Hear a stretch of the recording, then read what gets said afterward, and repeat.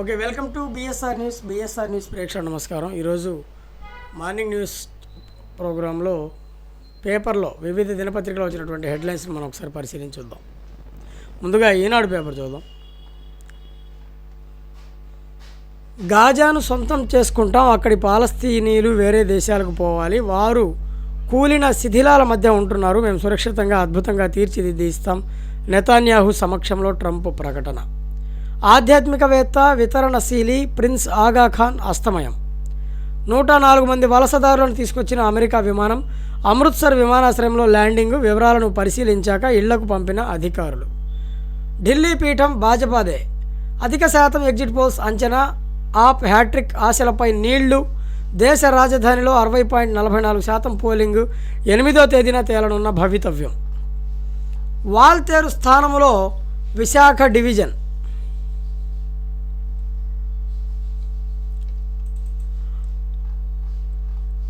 నాలుగు డివిజన్లలో దక్షిణ కోస్తా రైల్వే జోన్. విశాఖపట్నం డివిజన్ పరిధిలోకి 410 కిలోమీటర్లు, రాయగడ పరిధిలోకి 680 కిలోమీటర్లు, రాయచూరు, వాడి, విష్ణుపురం, పగిడిపల్లి, జన్పహాడ్ సెక్షన్లు సికింద్రాబాద్ కిందకు రాబోతున్నాయి. విజయవాడ డివిజన్లోకి కొండపల్లి, మోటుమర్రి సెక్షన్, ముసాయిదా డిపిఆర్ సిద్ధం చేయాలని రైల్వే శాఖ ఆదేశాలు జారీ చేసింది. ఫలించినటువంటి కూటమి ప్రభుత్వ కృషి అని చెప్పి ఈనాడులో రాసుకురావడం జరిగింది. తర్వాత ఏపీలో డిఫెన్స్ క్లస్టర్ ఏర్పాటు చేయండి, రక్షణ మంత్రి రాజ్నాథ్ సింగ్కు మంత్రి నారా లోకేష్ వినతి పత్రం సమర్పించారు. తర్వాత మద్యం కుంభకోణంపై విచారణకు సిట్. విజయవాడ సిపి రాజశేఖర్ బాబు నేతృత్వం వహించబోతున్నారు. పురుషులకు కూడా పొదుపు సంఘాలు రాబోతున్నాయి. పొదుపు సంఘాలు విజయవాడ, విశాఖలో ప్రయోగాత్మకంగా ఏర్పాటు చేయబోతున్నారు. తర్వాత విద్యుత్ కొనుగోలు వ్యయం తగ్గాల్సిందే అని చంద్రబాబు చెప్తుండడం జరుగుతుంది. సరఫరాలో అంతరాయాలు ఉండొద్దు. ఒడిశాలో థర్మల్ యూనిట్ ఏర్పాటును పరిశీలించండి. థర్మల్ కేంద్రాలకు బొగ్గు కొరత లేకుండా చూడాలి. వేసవి విద్యుత్ ప్రణాళికపై సీఎం చంద్రబాబు సమీక్ష. రాబోయేది వేసవి, ఎండలు మండిపోబోతున్నాయి. ఇలాంటి సమయాల్లో ఎలాంటి విద్యుత్ కోత ఉండకూడదు. విద్యుత్ని మనం బయట నుంచి కొనేటప్పుడు దాని ఖర్చు తగ్గించుకోవాల్సిందే అని చెప్పి చంద్రబాబు ఇక్కడ విద్యుత్ సంబంధించి మాటలు చెప్పడం జరిగింది. అలాగే ఒడిశాలో థర్మల్ యూనిట్ని పరిశీలించమని చెప్పి అక్కడ బొగ్గు కేంద్రాలకు ఎక్కడ కూడా ఈ బొగ్గు కొరత లేకుండా, థర్మల్ కేంద్రాలు బొగ్గు కొరత లేకుండా చూడాలని చెప్పి విద్యుత్కి సంబంధించినటువంటి ఒక ప్రణాళిక మీద సీఎం సమీక్ష నిర్వహించారు. అవి ఈనాడులో ఉన్నటువంటి ఫ్రంట్ పేపర్లో ఉన్నటువంటి వార్తలు. తర్వాత రెండవ పేపర్లో ఇంకా ఏమున్నాయి వార్తలు చూద్దాం. ఫస్ట్ పేపర్లో ఉన్నటువంటి వార్తలకి కంటిన్యూషన్గా మద్యం కుంభకోణం మీద విచారణకు సిట్ వేశారన్నారు కదా. విజయవాడ సిపి రాజశేఖర్ బాబు నేతృత్వం. సభ్యులుగా ఎస్పీ సుబ్బరాయుడు, మరో 5 జగన్ హయాంలో సాగిన అడ్డగోలు దోపిడీపై దర్యాప్తు చేయబోతున్నారని చెప్పి రాయడం జరిగింది. వాల్తేరు స్థానంలో విశాఖ డివిజనం, ఇది మనం ఆల్రెడీ చదివాం. ఆధ్యాత్మికవేత్త వితరణశీలి ప్రిన్స్ ఆగాఖాన్ అస్తమయం. వర్ధమాన దేశాల్లో సామాజిక ఆర్థిక అభివృద్ధికి కృషి చేశారు ఈయన. ఆగాఖాన్ వారసునిగా రహీం అలీ హుస్సేని వీలునామా ఆధారంగా వెలువడినటువంటి ప్రకటన. తర్వాత మూడో పేపర్ మనం చదివితే, ఏపీలో డిఫెన్స్ క్లస్టర్ ఏర్పాటు చేయండి, రక్షణ మంత్రి రాజ్నాథ్ సింగ్కు మంత్రి నారా లోకేష్ వినతి. పూర్వోదయ కింద 5,684 కోట్లు ఇవ్వండి అని చెప్పి చెప్పడం జరిగింది. అలాగే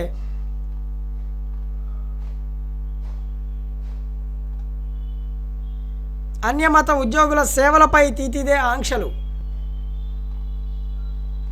25వ తారీఖున శ్రీకాళహస్తికి సీఎం రాక, చట్ట ప్రకారం ముందుకు వెళ్తున్నాం, లేదంటే ప్రతీకార రాజకీయాలకు పాల్పడినట్లు ఆరోపిస్తారు. మద్యం వ్యవహారంలో వెలుగులోకి వచ్చే విషయాలు చూసి ప్రజలు ఆశ్చర్యపోతారు. పెట్టుబడులపై జగన్తో చర్చకు సిద్ధం. విలేకరులతో ఏపీ విద్యాశాఖ మంత్రి నారా లోకేష్ ఈ మాటలు చెప్పడం జరిగింది. అలాగే జైల్లోకి వెళ్ళి దస్తగిరికి బెదిరింపులు. వైద్య శిబిరం ముసుగులో కారాగారంలోకి వచ్చారు. వివేక హత్య కేసు నిందితుడు శివశంకర్ రెడ్డి కుమారుడిపై కేసు. 2023 అక్టోబర్, నవంబర్లో ఘటన. వైకాపా అధికారంలో ఉండటంతో పట్టించుకొని పోలీసులు. తాజాగా దస్తగిరి ఫిర్యాదుతో కేసు నమోదు. సహకరించిన డిఎస్పీ, సిఐ, జైలు సూపరింటెండెంట్ పైన కూడా ఇక్కడ మొత్తం జరగబోతూ ఉంది. అలాగే కక్ష సాధింపులో భాగంగానే అక్రమ కేసు. అమరావతి పనులకు ఎన్నికల కోడ్ అడ్డంకి.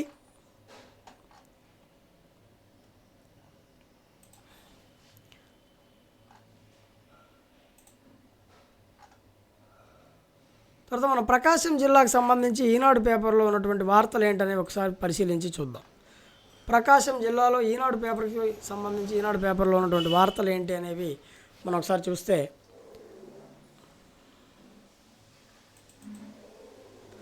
ఉప్చ్ నీరివ్వటం చేతగాని పంపులు, గ్రామాల్లో వేసవికి ముందే వెక్కిళ్ళు, క్రాష్ కింద బోర్లకు మరమ్మతులు. జిల్లా వ్యాప్తంగా 729 పంచాయతీలు ఉన్నాయి. మొత్తం ఆవాస ప్రాంతాలు 1788 ఉన్నాయి. గ్రామాల్లో తాగునీటి బోర్లు 17,692 ఉన్నాయి. అందులో ఎండిపోయినవి 2,000. వేసవికి ముందే పగటి ఉష్ణోగ్రతలు పెరుగుతున్నాయి. ఇప్పటికే పలు చోట్ల తాగునీటి బోర్లు అలంకారప్రాయంగా మారాయి. మరో నెల రోజులు గడిస్తే తాగునీటి సమస్య మరింత తీవ్రం కానుంది. గత ఏడాది డిసెంబర్లో ఫెయింజల్ తుఫాను దృష్ట్యా జిల్లాలో మోస్తారు వర్షపాతం నమోదైంది. దీంతో తీర ప్రాంత మండలాల్లో తాగునీటి సమస్య ప్రభావం పెద్దగా లేకుంది. అయినా పశ్చిమ ప్రకాశంలోని ఎక్కువ గ్రామాల్లో ఇప్పటికే సమస్య తలెత్తింది. ఎర్రగొండపాలెంలో ట్యాంకర్ల ద్వారా తాగునీటి సరఫరా చేస్తున్నటువంటి దృశ్యాలు మనం ఇక్కడ ఈ పేపర్లో చూస్తున్నాం. మొత్తం మీద 11 మండలాలు, 125 ఆవాస ప్రాంతాలు ఉన్నాయి అక్కడ. తర్వాత చూస్తే దర్శి, మార్కాపురం, ఎర్రగొండపాలెం నియోజకవర్గాల్లోని దర్శి, మార్కాపురం, ఎర్రగొండపాలెం నియోజకవర్గాల పరిధిలో 11 మండలాలకు 125 ఆవాస ప్రాంతాలకు ఏటా వేసవిలో నీటి సమస్య ఎదురవుతుంది. ప్రస్తుతం దొనకొండ, మార్కాపురం, ఎర్రగొండపాలెం, పెద్దారవీడి మండలాల్లోని గ్రామాల్లో రోజుకు ట్రాక్టర్ ట్యాంకర్లతో 139 ట్రిప్పులు సరఫరా చేస్తున్నారు.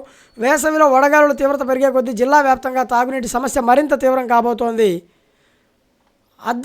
అడ్డంకిగా నిలిచినటువంటి ఎన్నికలు. జిల్లాల్లోని 1788 ఆవాస ప్రాంతాల్లో మొత్తం ఉన్నటువంటి తాగునీటి బోర్లు 17,692 అయితే వీటిలో గ్రామీణ నీటి సరఫరా విభాగం అంచనా ప్రకారం 2,000కు పైగా ఎండిపోయాయి. ఏటా ఫిబ్రవరి 1వ తేదీ నుంచి మార్చి 17వ తేదీ వరకు క్రాష్ కార్యం అమలు చేస్తుంటారు. అది పరిస్థితి. వాతావరణంలో ఈ సమ్మర్కి నీరు గురించి ఇబ్బంది పడుతున్నటువంటి దృశ్యాలు. కాలుష్యం సైకిల్. పామూరు మండలం దీవీపల్లికి చెందిన గుంటక శివరామిరెడ్డి ప్రభుత్వ ఉపాధ్యాయుడు. ఎక్కడ విధులు నిర్వహించినా సైకిల్పై వెళ్ళటాన్ని అలవాటుగా మార్చుకున్నారు. తొలినాలలో సిఎస్పురం మండలం చింతపూడి నాగులవరం పాఠశాలకు డీవీపల్లి నుంచి 12 కిలోమీటర్ల సైకిల్పై రాకపోకలు సాధించారు. ఆ తర్వాత ముండ్లమూరు మండలం రమణారెడ్డిపాలెనికి పసుపుగలు నుంచి 16 కిలోమీటర్ల దూరం ప్రయాణించేవారు. రజానగరంలో పనిచేసేటప్పుడు కూడా 8 కిలోమీటర్లు దూరంలోని తాళ్ళూరు నుంచి తురకపాలెంలో విధులు నిర్వహించే సమయంలో తాళ్ళూరు నుంచి 18 కిలోమీటర్లు, ప్రస్తుతం తూర్పు గంగవరం జడ్పీ ఉన్నత పాఠశాలకు 14 కిలోమీటర్ల దూరంలోని తాళ్ళూరు నుంచి సైకిల్ పైనే రాకపోకలు సాగిస్తున్నారు. కాలుష్యం ప్రపంచానికి ఎంత ప్రమాదకరమో తెలుసని పర్యావరణానికి మేలు చేసే చర్యను ఆచరించి చూపాలనే సైకిల్పై రాకపోకలు సాధిస్తున్నట్లు శివరామరెడ్డి చెబుతారు.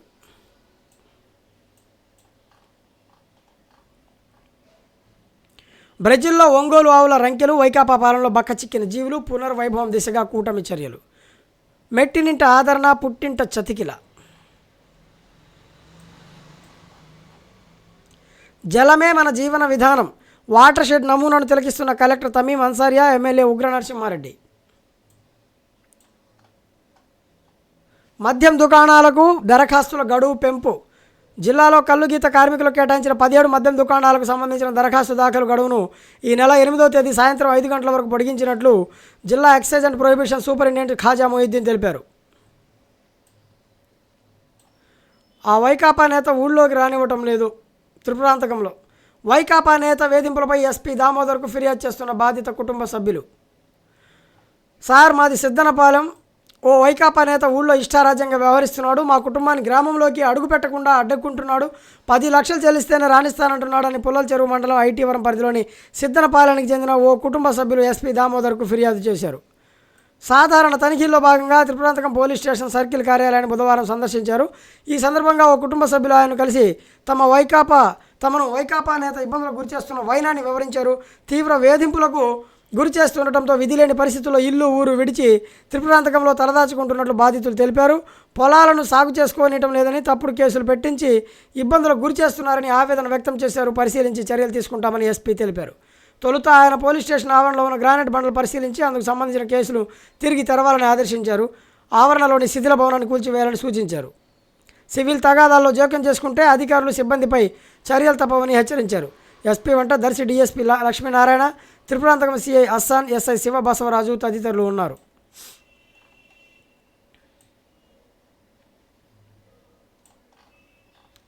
భక్షక భటుడి కాసోపదేశం. సంఘటితం కావాలంటూ ఇంతవు కంటైనర్ యాజమానులతో బేరసారాలు. కాసుల వర్షం కురిపించే గెలాక్సీ గ్రానైట్పై రాజకీయ నేతలతో పాటు కొందరు రక్షక భటుల కళ్ళు కూడా పడ్డాయి. కుర్చీలో ఉన్నప్పుడే 4 రాళ్లు సంపాదించుకునేది ఊహం పన్నారు. రాళ్లను ఎవరు కొన్నా ఇంకెవరు అమ్మినా బేరమాడాల్సి వస్తోందని, అదే రవాణాలో కొర్రీలు పెడితే లక్ష్మీ కటాక్షం దక్కుతుందని భావించారు. తమ లాఠీకి మట్టి అంటకుండా సిరి ఇంటికి చేరేలా ఒప్పందం చేసుకున్నారు. పైకి నిబంధనలు అంటూ బేరాలు పలుకుతూ లోపల మాత్రం నీకిది నాకిది అంటూ బేరసారాలు సాగించారు. జిల్లా కేంద్రం ఒంగోలులోని ఓ స్టేషన్లో సాగిన ఈ వ్యవహారం ఇప్పుడు చర్చనీయాంశంగా మారింది. ఏంటి ఆ చీకటి వ్యవహారం, ఆ చీకటి భాగవతం ఏంటి, ఆ చీకటి ఒప్పందం ఏంటి అనేది ఇప్పుడు మనం చూద్దాం. చీమకుర్తి గెలాక్సీ గ్రానైట్ రాళ్లను కంటైనర్ల ద్వారా చెన్నైలోని నౌకాశ్రయానికి ప్రతిరోజు తరలిస్తుంటారు. ఇందుకు ఒక్కో కంటైనర్కు రవాణా ఛార్జీ కింద 38,000 నుంచి 40,000 వరకు వసూలు చేస్తారు. ఎంత ఖనిజం తవ్వారు, ఎక్కడికి ఎంత తరలించారో మైనింగ్ శాఖ అధికారులు లెక్కలు తీస్తారు. ఇందులో ఎవరి ప్రమేయం ఉండదు. రవాణా చేసేటప్పుడు మాత్రం కొందరు పోలీసులు కాసు కూర్చుంటున్నారు. తనిఖీల పేరుతో కంటైనర్లను ఆపేస్తున్నారు. చేతులు తడిపితే సరే లేదంటే కేసులంటూ హుంకరిస్తారు. ఈ విధానం తరచూ వివాదాస్పదం అవుతుండటంతో కొందరు మధ్య మార్గం ఆలోచించారు. సరికొత్త ఒప్పందానికి తెరతీశారు. ఇందుకు ఒక పోలీస్ అధికారి తన కార్యాలయంలోనే బుధవారం సమావేశం ఏర్పాటు చేశారు. తమిళనాడు, ఆంధ్ర రాష్ట్రాలకు చెందిన 12 మంది కంటైనర్ యాజమానులను పిలిపించుకున్నారు. కంటైనర్ యాజమానులంతా సంఘటితంగా ఏర్పడాలని, రవాణా రుసుము పెంచాలని, పెంపులో ఇద్దరు పెద్ద ప్రజాప్రతినిధులు తమకు వాటాలు ఇవ్వాలని కాసోపదేశం చేశారు. అప్పుడే ఎలాంటి అడ్డంకులే ఉండవని భరోసా ఇచ్చారు. ఈ చీకటి ఒప్పందంతో ప్రజాప్రతినిధులకు 1.20 కోట్లు, కొందరు రక్షక భటులకు 80 లక్షలు వసూలు చేసి ప్రతి నెల లబ్ధి చేకూరుస్తున్నట్టు తెలుస్తోంది. ఈ విషయమై సదరు పోలీస్ అధికారి మాత్రం బయటికి వేరేలాగా చెప్తున్నారు. రాళ్లను 5 పద్ధతుల్లో అక్రమంగా రవాణా చేస్తున్నారని, నిబంధనల ప్రకారం నడుచుకోవాలి అని చెప్పి యాజమానులను పిలిపించి హెచ్చరించాము అని చెప్పటం గమనార్హం. రక్షక భటులు అనే పదం అడ్డం పెట్టుకొని భక్షక భటుల్లాగా తయారవుతున్నారని చెప్పి ఇంత క్లియర్గా పత్రికలు దుమ్మెత్తిపోస్తున్నాయి మీ మీద. సిగ్గుండాలి కొంచెమైన రక్షక భటులకి. మీ జీతాలు మీరు కాకుండా లక్షల అడ్డదారులు సంపాదించుకుంటూ పోతూ ఉంటే సమాజం చూస్తూ ఊరుకుంటుందా? చదువుకున్న మేధావులు, విద్యార్థులు, ఉద్యోగం రానటువంటి నిరుద్యోగులు మిమ్మల్ని చూస్తూ ఏం చేసి చీదరించుకుంటారు మిమ్మల్ని. ఒకవైపు ఉద్యోగాలు రాకుండా నిరుద్యోగులై రోజుకి ఉద్యోగం లేనటువంటి వ్యక్తులు ఆత్మహత్యలు చేసుకుంటూ పోతూ ఉంటే, మీరు ఉద్యోగాల్లో ఉండి రాబందుల్లాగా పీక్కుతిని లక్షలు దోచుకుంటూ ఉన్నారు. మీలాంటి వాళ్ళని ఎండగట్టే ఇలాంటి పత్రికలు లేకపోతే మేము ఏంటి పరిస్థితి, సొసైటీ పరిస్థితి? అక్రమార్కుల గుండెల్లో రైళ్లు పరిగెత్తించేలాంటి రోజులు రాబోతున్నాయి. ప్రజలందరూ కూడా చూస్తూ ఉన్నారు. మీ యొక్క పరిస్థితులన్నీ కూడా కొంచెం బుద్ధి జ్ఞానం తెచ్చుకొని పనిచేయండి. చివరికి మిగిలింది ఆ 4. నగరపాలక సంస్థపై కూటమి ఆధిపత్యం. ఇది ఫస్ట్ పేపర్లో, ప్రకాశం జిల్లాలో ఫస్ట్ పేపర్లో మనం చదివినటువంటి అంశాలు. ఇక రెండవ పేపర్ చదువుదాం.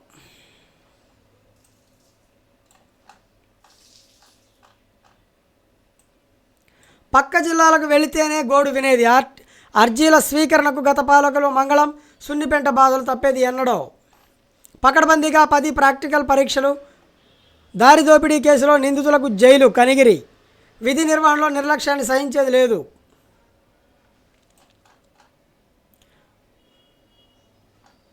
కొత్త బడ్జెట్తో వ్యవసాయ రంగం కుదేలు. బీసీలకు రాయితీపై యూనిట్స్. ఔషధ వినియోగంలో అప్రమత్తత అవసరం. జిల్లా మహిళల హాకీ జట్టు ఎంపిక. మైనాపాడులో మరింత వేగంగా ప్రజాసేవలు. బాల కార్మిక వ్యవస్థ నిర్మూలనకు చర్యలు. కడతేరిపోయిన కన్నతల్లి బిడ్డల నిర్వాకంతో చికిత్స పొందుతూ మృతి. ముండ్లమూరు బిడ్డల ఆదరణకు దూరమై ఆత్మహత్యకు యత్నించిన ఆ మాతృమూర్తి చివరికి ప్రాణాలు విడిచింది. స్థానికుల కథనం ప్రకారం వివరాలు ఇలా ఉన్నాయి. వేముల గ్రామానికి చెందిన యాతం వెంకటేశ్వరరెడ్డి, నారాయణమ్మల దంపతులు గత కొంతకాలంగా కన్నపిల్లలు పట్టించుకోకపోవడం, అనారోగ్య సమస్యలు వెంటాడటంతో వారు కుంగిపోయారు. తమను సాకేవారు లేరన్న మనస్తాపంతో ఆ వృద్ధ దంపతులు ఈ నెల 3న విష రసాయనం తీసుకుని ఆత్మహత్యాయత్నం చేశారు. దీంతో స్థానికులు, బంధువులు వారిని దర్శిలోని ఓ ప్రైవేటు ఆసుపత్రిలో చేర్పించారు. చికిత్స పొందుతున్న నారాయణమ్మ 62 సంవత్సరాల వయసులో పరిస్థితి విషమించి బుధవారం మృతి చెందినట్లు అక్కడి వైద్యులు తెలిపారు. దీనిపై ఎస్ఐ కేసు నమోదు చేసి దర్యాప్తు చేస్తున్నట్లు వై నాగరాజు తెలిపారు. మృతురాలి భర్త ఇదే ఆసుపత్రిలో చికిత్స పొందుతున్నట్లు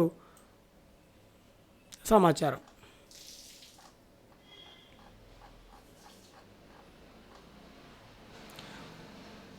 వృద్ధుడి దుర్మరణం.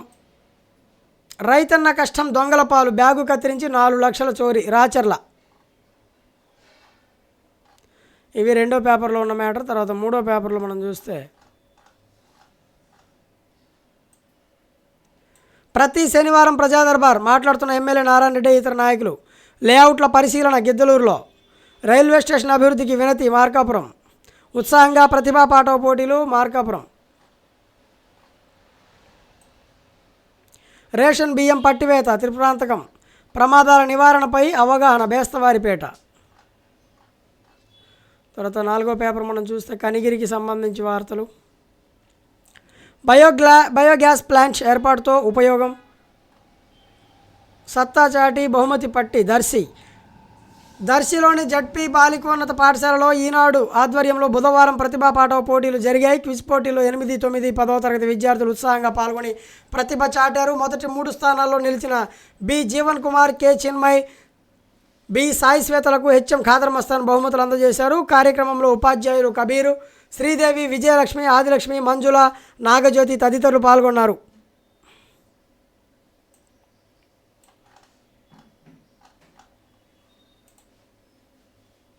వైకాపా తీరుతో చిట్టడువుల్లాగా.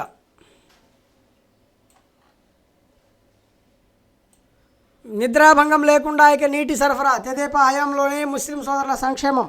కౌన్సిల్ సమావేశంలో ఎమ్మెల్యే దామచర్ల. ఈ పంట నమోదుకు అన్నదాతకు వెన్నుదన్ను. 15తో ముగియనున్న గడువు సద్వినియోగం చేసుకోకుంటే పథకాలు దూరం.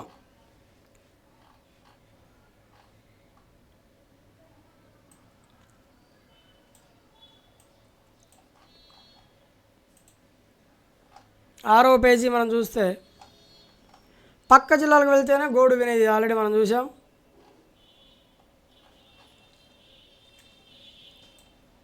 ఓకే, ఇవి ఈనాడు పేపర్లో ఉన్నటువంటి ముఖ్యాంశాలు. బిఎస్ఆర్ న్యూస్ ఛానల్ చూస్తూనే ఉండండి. అలాగే సబ్స్క్రైబ్ చేయండి. మరిన్ని సలహాలు సూచనలకి మాకు సలహాలు సూచనలు ఇవ్వండి. మా ఛానల్ అభివృద్ధికి దోహదపడండి. అలాగే బిఎస్ఆర్ న్యూస్ ఛానల్లో మీ ప్రకటనలు లేదా మీ ప్రమోషనల్ ఇంటర్వ్యూస్ ఏదైనా చేయాలి అనుకుంటే స్క్రీన్ మీద కనిపించే స్క్రోలింగ్ మీద కనిపించే నెంబర్కి కాల్ చేయండి.